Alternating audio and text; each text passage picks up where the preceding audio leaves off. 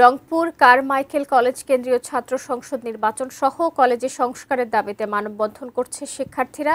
এ বিষয়ে Carmichael college প্রশাসনিক ভবনের সামনে থেকে বিস্তারিত জানাতে সরাসরি যুক্ত হচ্ছেন প্রতিনিধি শাহরিয়ার মিম। মিম, এই যে শিক্ষার্থীরা মানববন্ধন করছেন তাদের দাবি দাওয়াগুলো কি জানাবেন? আপনাকে ধন্যবাদ। এই মুহূর্তে রয়েছি রংপুরের যে কারমাইকেল কলেজের প্রশাসনিক ভবনের সামনে। আপনাকে জানিয়ে রাখি যে বেগম রোকেয়া বিশ্ববিদ্যালয়ের পর কিন্তু রংপুরের যে কারমাইকেল যে কলেজ রয়েছে এখানকার শিক্ষার্থীরাও কিন্তু ছাত্র সংসদ নির্বাচন অর্থাৎ যে কাকসু নির্বাচনের দাবিতে কিন্তু আপনারা দেখতেই পাচ্ছেন যে এখানে তারা বিক্ষোভ করছেন, মানববন্ধন করছেন। আমরা এই মুহূর্তে কারমাইকেল কলেজের প্রশাসনিক ভবনের সামনে রয়েছি। এখানে আমরা দেখতে পাচ্ছি শিক্ষার্থীরা কাকসু নির্বাচনের গুরুত্ব নিয়ে কথা বলছে। শিক্ষার্থীরা এখানে কিন্তু প্রশাসনিক ভবনের সামনে বসেছে। কাকসু হওয়ার পরে তাদের প্রতিনিধিরা যেন এই যে কলেজের বিভিন্ন সমস্যা নিয়ে সেখানে সমাধানের পথ দেখাতে পারে, এমনটাই কিন্তু তারা প্রত্যাশা করছেন।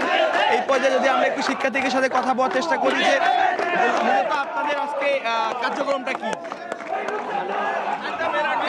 কি আপনাদের? কাকসু নির্বাচন আমাদের হচ্ছে যে কাকসু দিতে হবে। আমরা এই দাবিতে আজকে নেমেছি, প্রশাসনিক ভবনের সামনে নেমেছি। আমাদের কাকসু অবশ্যই দিতে হবে এবং আমরা সেই দাবি আদায় করেই ইনশাল্লাহ ঘরে যাবো ইনশাল্লাহ। এই কলেজে এখন সমস্যা কি রয়েছে?